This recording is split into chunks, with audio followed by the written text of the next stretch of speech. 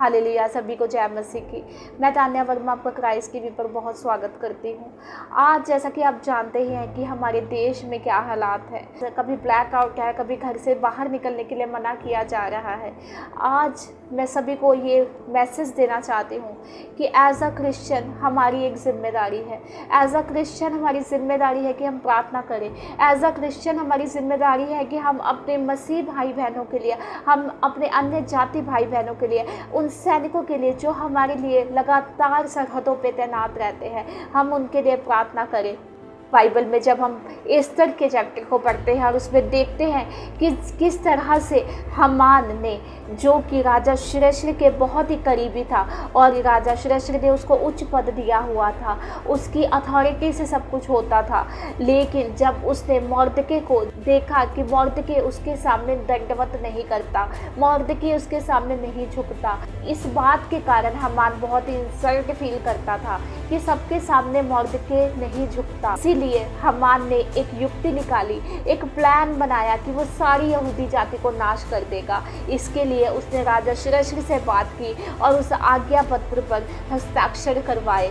और जब ये बात मॉर्दके को पता चली तो मॉर्दके ने एस्तर रानी को ये बात कही, और एस्तर रानी जो कि स्पिरिचुअल अवेयर थी, जो कि अपने स्पिरिचुअल हथियारों को पहचानती थी, उसने अपने वेपन्स को उठाया, अपने आत्मिक हथियारों को उठाया और मॉर्दके के हाथ सारी यहूदी जाति में ये कहला भिजवा दिया कि 3 दिन रात तो ना तो कुछ खाओ ना कुछ पियो और उपवास करो। और उस उपवास सहित प्रार्थना के प्रभाव से पूरी सारी यहूदी जाति बचाई गई।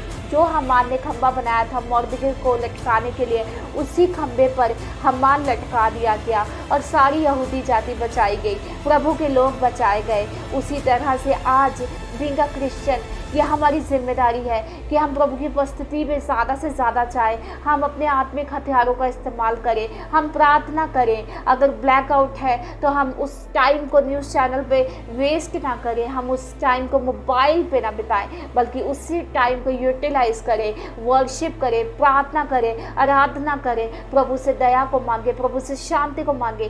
तो जिस तरह से प्रभु ने यहूदी जाति को बचाया, उसी तरह से प्रभु हमारे देश को बचाएगा। प्रभु हमारे देश में बड़ा फेवर देगा, हमारे देश में बड़ा चैन देगा, हमारे देश में बड़ी शांति हो जाएगी। लेकिन ये होगा कैसे? क्योंकि बाइबल कहती है धर्मी जन की प्रार्थना के प्रभाव से बहुत कुछ हो सकता है। ये तभी होगा जब एक धर्मी जन, जब हम लोग प्रार्थना करेंगे, तब प्रभु अपनी मर्सी को हमारे देश में भेजेगा, शांति को भेजेगा, डेविल के प्लान नाश हो जाएंगे इन जीसस नेम, और हमारी सिटी में, हमारे देश में बड़ा चैन हो जाएगा।